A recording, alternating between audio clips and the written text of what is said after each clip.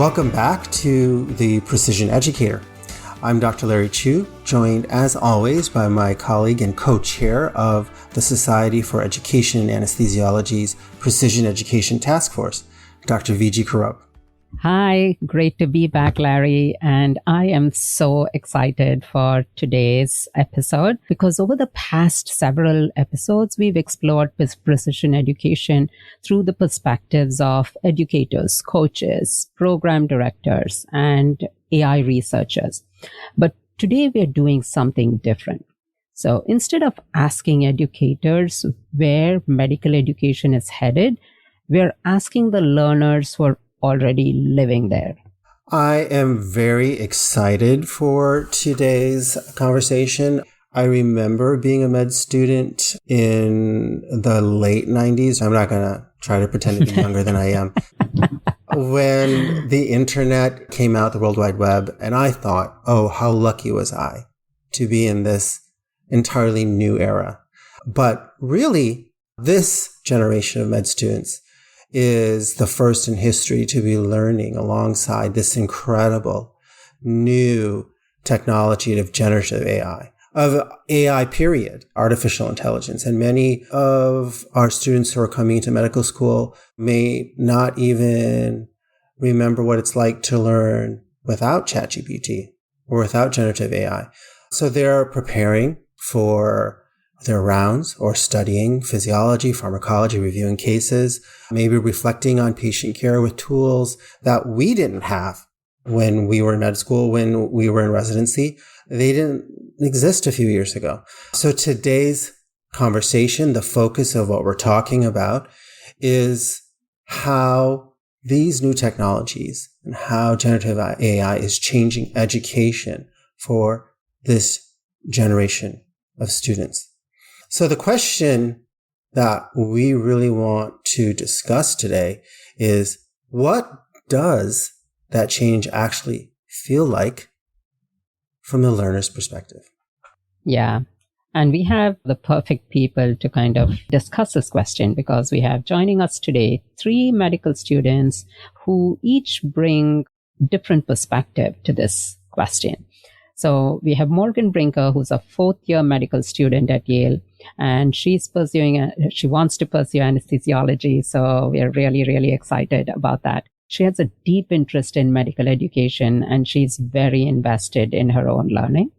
We have Shad, who's a medical student from Texas and a FAIR medical student, anesthesia research fellow who spent some time in Larry's lab studying AI in anesthesia education.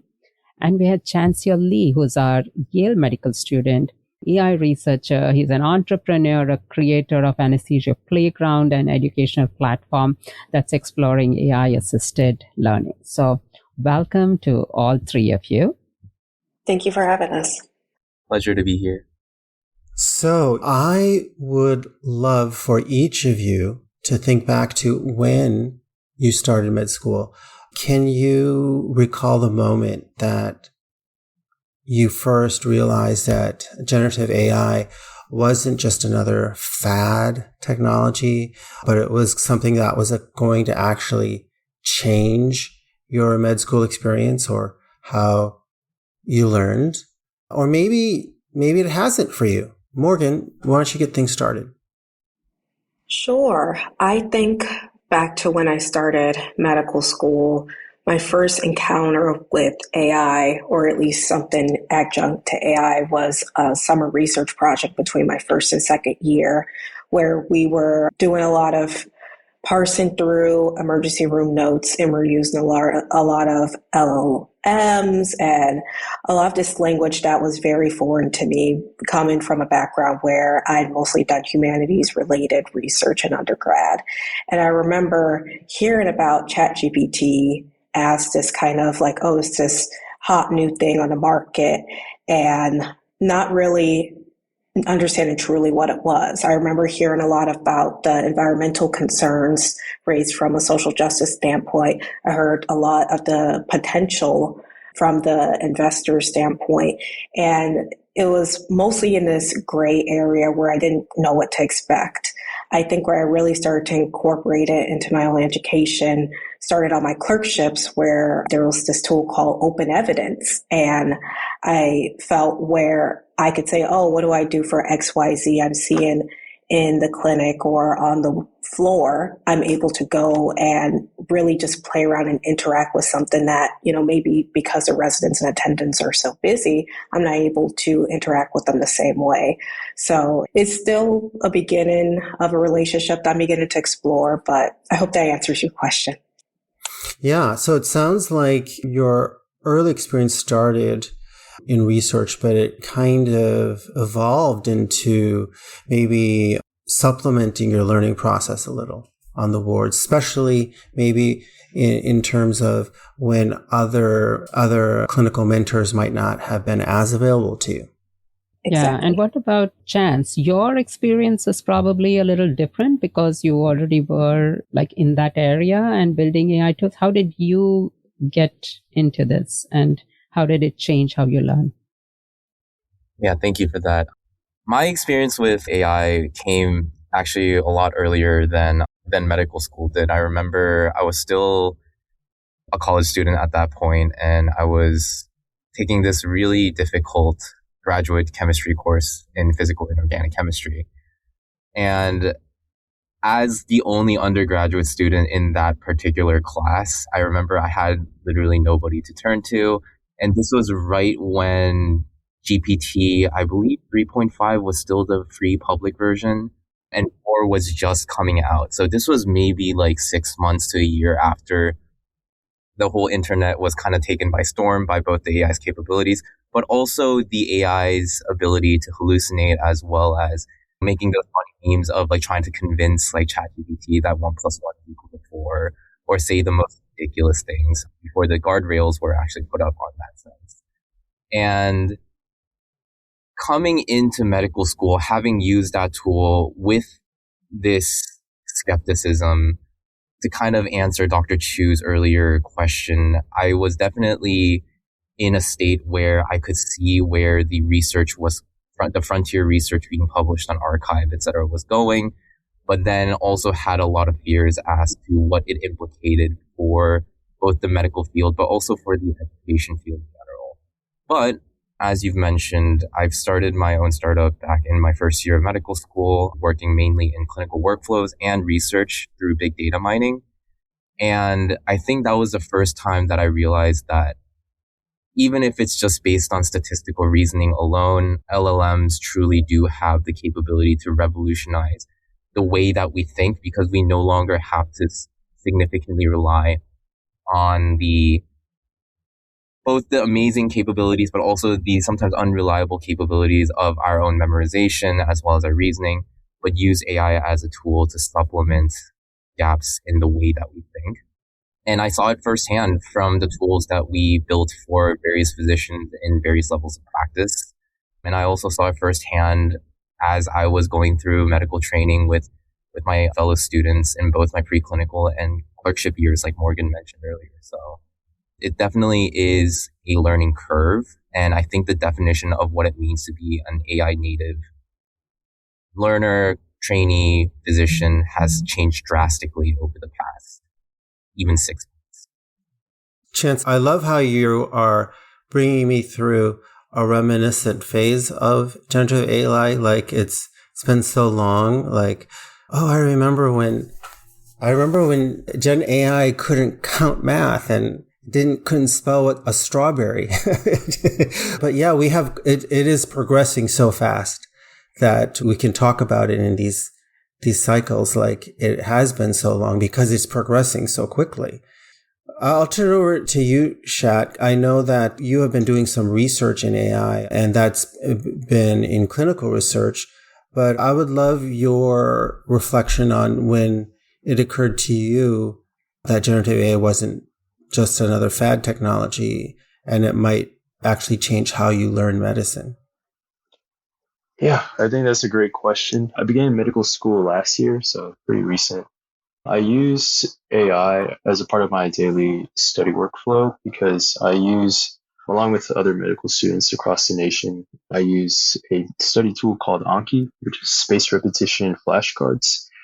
So the weakness of Anki is that you memorize individual facts. And then the weakness of that is that you're not able to conceptualize all of the individual facts together to develop a conceptual understanding of the material. So how I use AI is that I use it as a personal tutor. I ask for the different physiological pathways. Like, for example, an Anki card would say, like, oh, why do NSAIDs cause gastric ulcers, for example? And then it would tell me, like, oh, it decreases prostaglandins, decreases the GI inhibition of cyclic AMP, which increases the acid secretion, things like that. So it was really helpful for me to conceptualize the individual facts in my Anki workflow. And it's allowed me to do better on exams and just know how to bring together different clinical facts. And it's been a lifesaver for me personally. But I do proceed with caution because there have been times in the past year where I've been using the AI and it's given me some conflicting information with the study material that I have at school. And in those cases, I just look at the primary material and cross-reference the different sources of information. But overall, I totally agree with what's been said so far. AI has been advancing at a very fast rate. I would say the capabilities of LLMs in the past year have greatly increased. I remember last year, there was a lot of instances of hallucinations where for example, ChatGPT would just confuse me on understanding certain concepts. But nowadays, it's very seamless in its integration with my course material. So I think that's something very interesting. Yeah, I think the potential for education with the personalized tutoring aspect of generative AI that you mentioned, I think that's one of the most powerful applications of generative AI.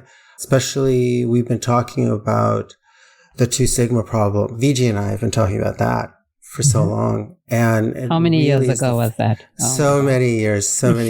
And it is the first exciting technology that can actually realistically tackle that issue at scale. But Shad, as you mentioned, a very practical limitation of that has been hallucination.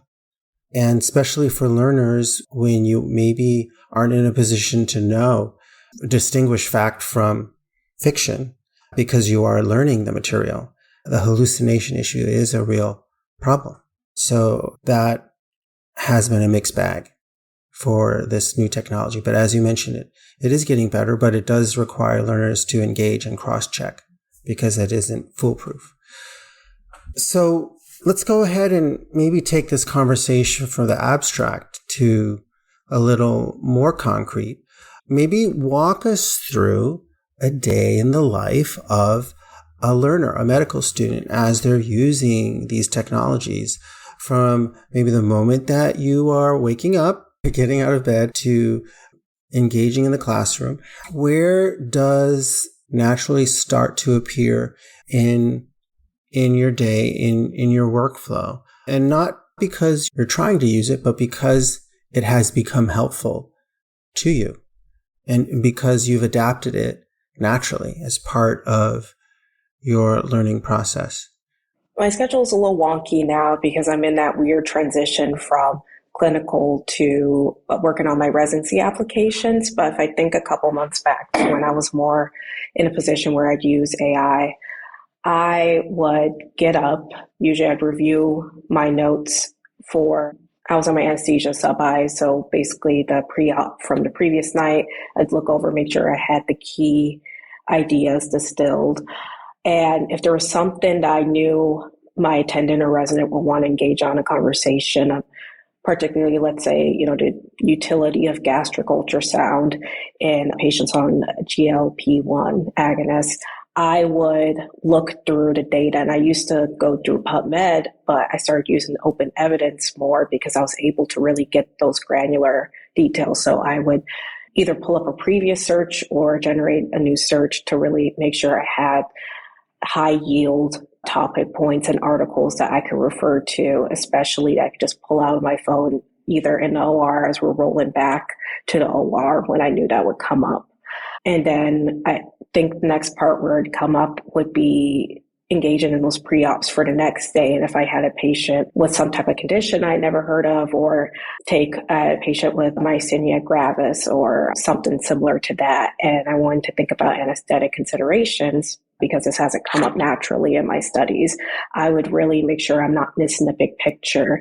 And as it was brought up earlier, this is kind of where some of the pitfalls may come, because as an early stage trainee, you don't know what questions you should ask sometimes, or even if you're going down a wrong path, or if this is fact or fiction.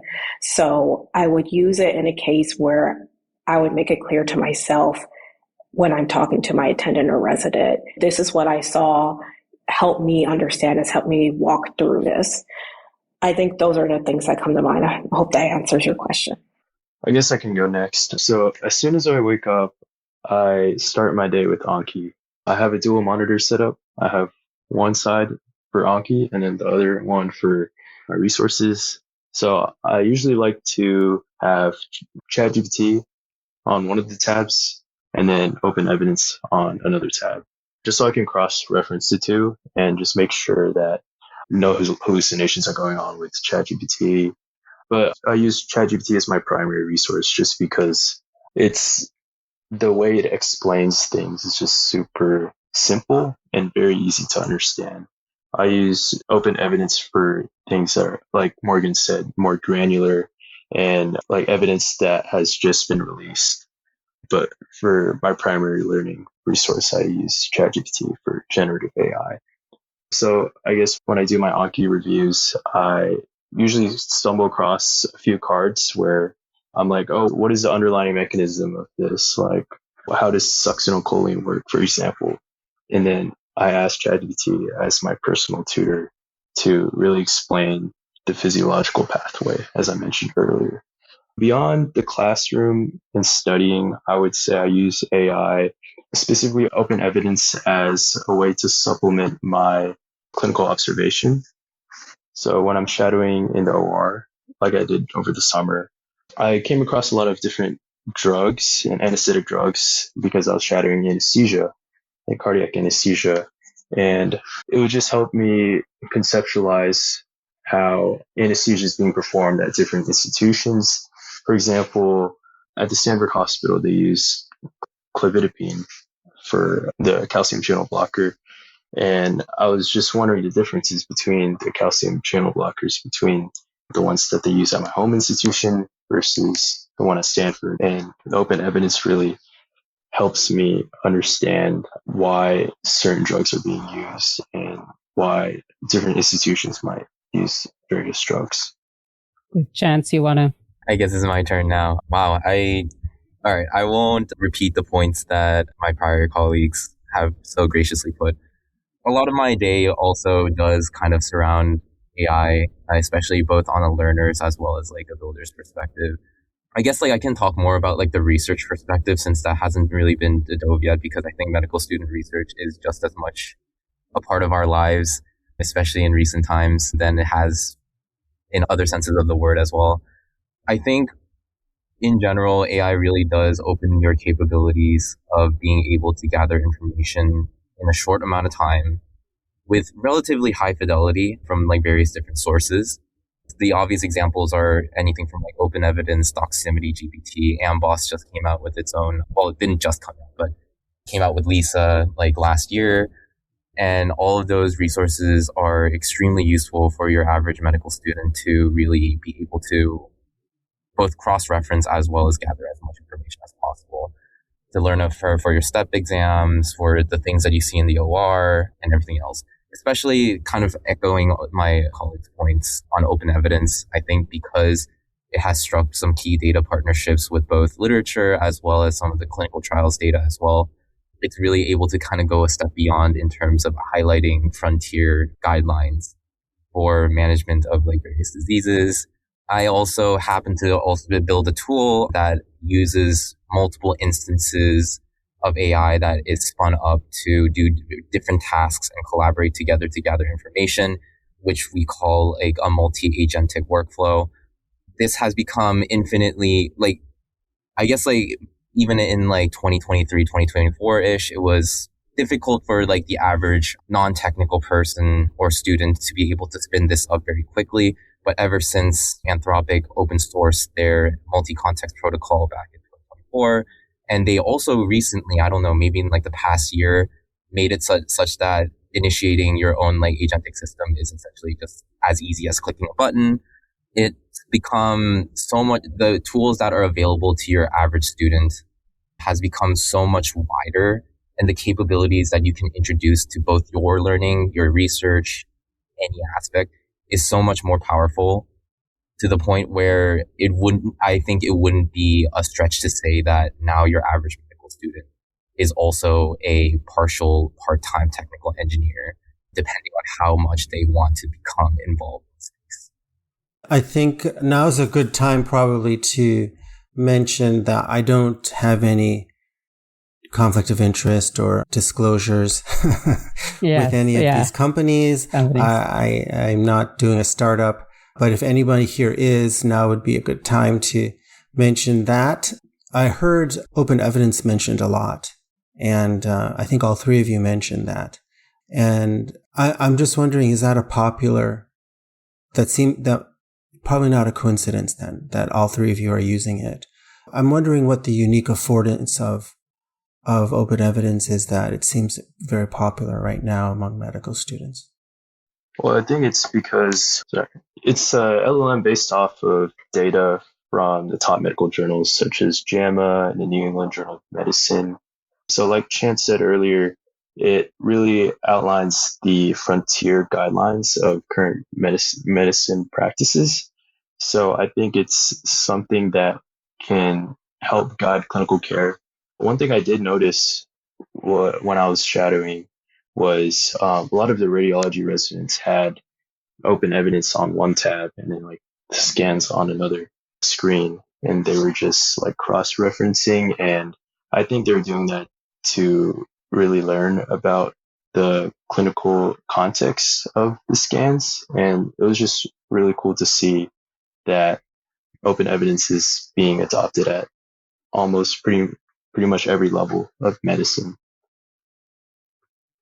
So one of the things I think worth mentioning is that OpenEvidence is a company that has made direct deals with the top medical journals, whereas other generative AI companies haven't necessarily done this, right? So that OpenEvidence has licensed content from the top medical journals directly. Therefore, the information that it has is more up to date and it's more reliable. And that's probably why it has more adoption among learners and physicians. Is that probably one of the unique affordances that makes it more readily uptake among learners and physicians? Am I getting that right? I think also as someone who is not as well versed in AI, one of the things that draws me to OpenEvidence to ask medical questions as opposed to ChatGPT is just this sense of credibility by it partnering with these medical journals. I know that compared to ChatGPT, where I don't see it has this stamp of approval from, or even is involved in a partnership with these journals, I feel a bit more secure when I'm asking these questions. I can at least fact check it. And even the system of cross-reference, as you mentioned earlier, is there with the built-in links. So I think that's why it's so popular, is because it's convenient. And for even the more skeptical folks, it kind of has those tools where you're able to persuade yourself to utilize this tool. Yeah. And as I'm listening to all of you, I'm kind of struck by how, sometimes faculty think that students just use these tools to generate some answers,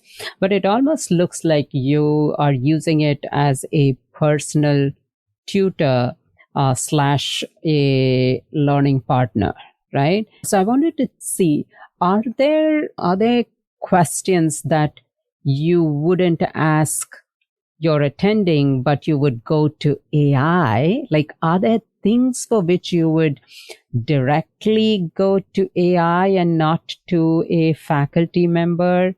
Are there affordances in this that lend itself to special circumstances? Yeah, absolutely. I think the main thing that I would never go to AI to ask for is to ask for clinical nuances. I think it's really easy to ask AI for like your typical like algorithm for how to deal with like congestive heart failure exacerbations or anything like that, for like the average like bread and butter like guidelines based questions. But you would never ask AI why a certain attending decides to use one GDMT over another. I think that is like something that is very experience based and something that AI is not really able to do yet, because AI reasons over statistics and not over human preferences or experience. Right. And on the flip side, is there something that you wouldn't ask your attending, but you would go to AI for? I think this is more on a personal side, but I remember my dad was taking this medication and it required him to take it very specific time periods, like a certain number of hours before you eat and then after you eat. And it was very confusing for myself and his other caregivers to build a schedule around his medication. And I remember I turned to ChatGPT. I said, this is what it says on the medication label. Give me like example schedules where we can fit in and still be in these parameters of this medication. And I felt, of course, I still double checked and everything, but I felt like it was a better use of the time to ask for at least a couple of example schedules as opposed to go to the doctor and ask, how do I fit this into the schedule?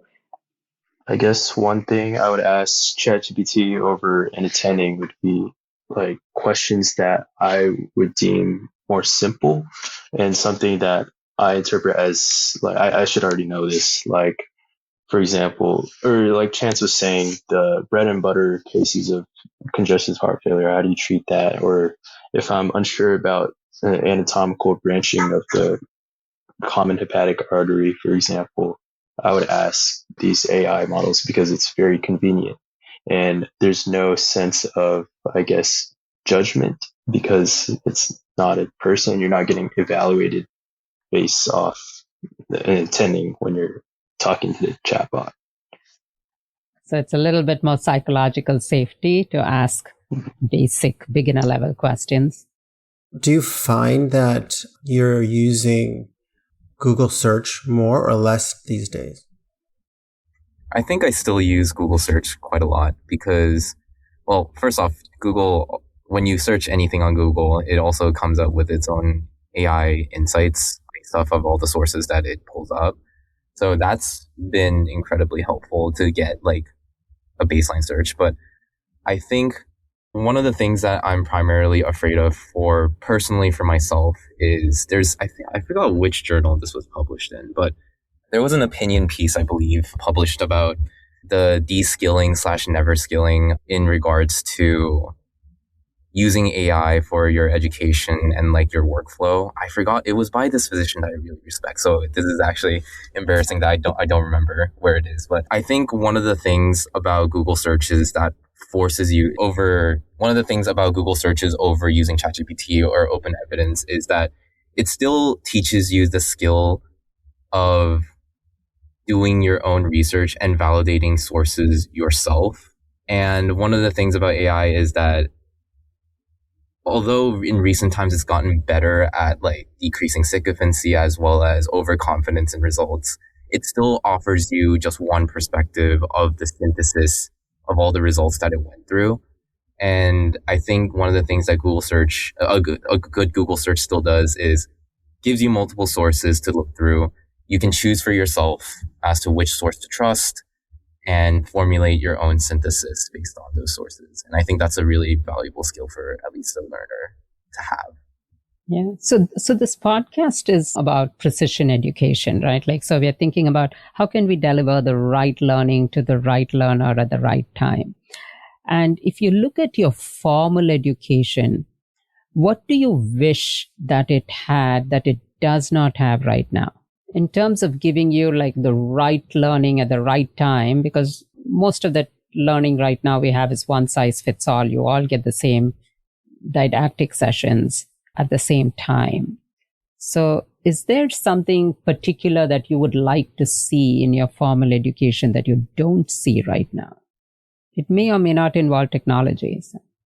I think just more tailored adaptive opportunities. And what I mean by that is there are certain times where maybe when you start your clerkship year, you're stronger in note writing than physical exam or vice versa. And rather than saying you have to hit these benchmarks, which I understand are important for accreditation purposes, really trying to challenge students to say, okay, you already have this at a level expected of someone of your age or where you are in your training. Let's really make up for where you may be lacking in certain areas and giving you these opportunities. So instead of saying, you need to do, 5 or however many physical exams and this many notes, say it like, because you've identified this as an area of improvement, let's increase that, or let's have more opportunities, where I think it's almost like precision medicine. You're able to really level in on what can improve. And I think that will make you a stronger student, a stronger trainee, a stronger clinician, rather than just this, I think you said it, Dr. Kurup, this one size fits all mentality. That's something I've just been reflecting on as a fourth year medical student. If we were to go forward in time, 10 years, and by 10 years, I mean in AI time, which is 6 months, and ChatGPT were your attending, which means that it were completely capable of being Viji or me, okay, and would make no mistakes and didn't hallucinate. What would that look like for you, if you could imagine that? So I heard, for instance, Shad say psychologically safe. I heard people talk about being able to ask simple questions. But what would that look like? I heard Morgan say being able to teach at any moment. I heard Chance talk about adaptive learning. But what would that look like for you if ChatGPT could be your attending and teach you, and that's legit? What would that look like for you? Because Viji, I'm building on your question about precision medicine. But as a medical student, and you could imagine that for yourself, building on your experiences, what would that be? How would you imagine that relationship? I guess first off, it would be a little discouraging to see that an attending was completely replaced by a ChatGPT or generative AI. But I guess something I would question would be like, where's their clinical intuition coming from? Because, AI draws from past clinical data, right? And in 10 years or wherever in the future, there's going to be a lot more research, new progress in the field, right? So how is that generative AI agent able to adapt to the constantly changing field of medicine and incorporate different research ideas into their practice? And what experiences do they have? Because like Chance said earlier, each attending has their own way of diagnosing. They all have their own way of own algorithms. So how would this generative AI know which algorithm to use, and why would they use these certain algorithms? So it's just a lot of uncertainty. I'd actually go even farther to Shot's great points that I don't think as like a learner, I would ever, it might sound a little weird coming from me at least, but I don't think I would ever find AI, if I find my education safe in the hands of AI alone.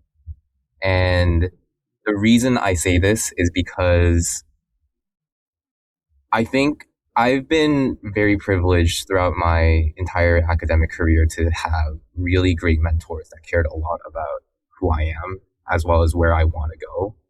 And I think the mentor-mentee model has never been purely about transferring knowledge as much as it is transferring the human capabilities of whatever occupation or whatever art that you are trying to learn. And I think AI as its current form now, which is like a chatbot, is never going to offer the same amount of like safety as well as the human capabilities of both empathy as well as relationship building as much as an attending would, even if in some distant future AI becomes like a better doctor or something like that by pure knowledge standards alone. So to answer that point, I actually do not think that there is a world that I can imagine where ChatGPT is the safe option.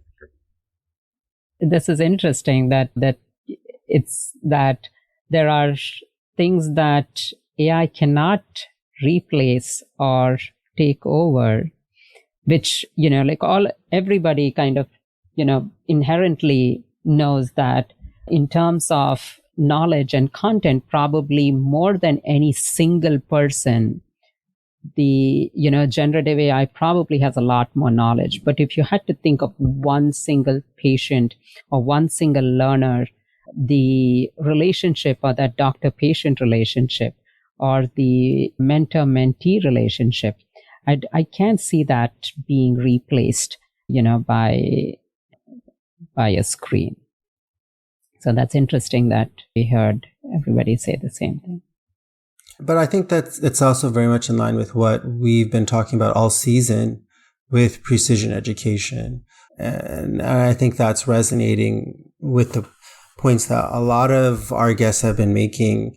Precision education, it's not about replacing human relationships. It's about we're trying to protect time to promote flourishing, human flourishing, promote development of our potential as people. And that includes professional identity, sense of belonging, providing time for coaching. And those are deeply personal issues. And so I think, the conversations that we have around AI, they're complicated because yes, it's an evolving technology that hopefully we think about how to use it for those purposes. I think, Chance, you brought up de-skilling. There was another great editorial in the New York Times about someone wrote an editorial about begging us not to use AI for writing, and that we shouldn't use AI to write anything, not even emails, for the same reason that when we do that, we give over in some way our cognitive potential, our thinking process even to, and that de-skills us in some way, just even a simple drafting of an email. I don't know if I want to go that far because, at some point, we do want to claim back some of our time for other purposes. So I don't know if I want to go to that extreme, but I do see the point that there are some things that are deeply human that we don't want to give over to AI. And I think we need to claim them and be very clear about that. So I think that you all are very right about AI being our attending as we predicted. Nothing surprises me in this AI era. I don't know what Elon Musk has in store for us. No. Every episode you have something to say. I always bring up his name. I don't know why. You always bring up his name. At some point, Starlink is going to find you. Hey, but my prediction... Hey, Viji, wasn't my prediction true? Yeah. In the previous episodes, I had made certain predictions about Starlink that have now come true. So, that's all I can say. Follow for more predictions. Okay. All right. So I think listening to all three of you, one thing that strikes me is that I don't think we're fundamentally changing everything about education, but I do think we can't ignore the impact of AI on how students are learning. I think this conversation today has helped Viji and me, and I think it'll certainly help our SEA members understand how AI is changing today's learners and how their learning is being impacted by generative AI. But I do think that this conversation is evolving. And I think that if educators and leaders aren't part of the conversation, then it's going to change without us. So we need to be talking to our medical students, to those at the front lines.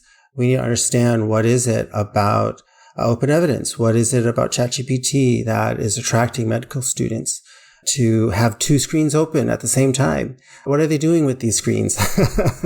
And how can we design better to engage our medical students and our learners to better use these technologies, but also to understand and address their limitations? Viji, what are you taking away from today's conversation? So I'm taking away that our learners are very engaged, but also I heard a lot of skepticism. So I think that inherently they understand limitations and they are looking for the right information. So I have a lot of faith in how our learners will interact and explore new technologies. So that's, and I also heard that they still want the human interactions. So it's not that the world is going completely AI.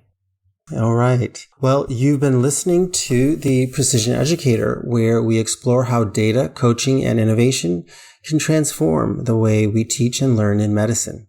So in today's episode, we heard directly from medical students who are learning alongside this generative AI. So thank you to Shad, Morgan, and Chance for sharing their thoughts and their perspectives. We explored how AI can help our learners towards a more personalized learning.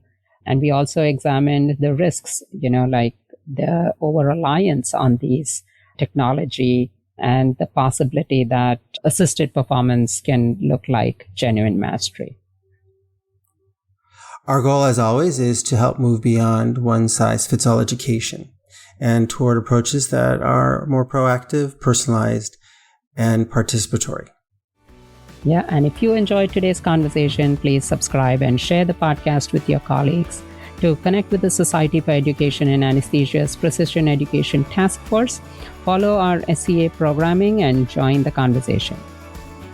Until next time, I'm Dr. Larry Chu. And I'm Dr. Viji Kurup. And this has been the Precision Educator, personalized learning and transforming medical education together.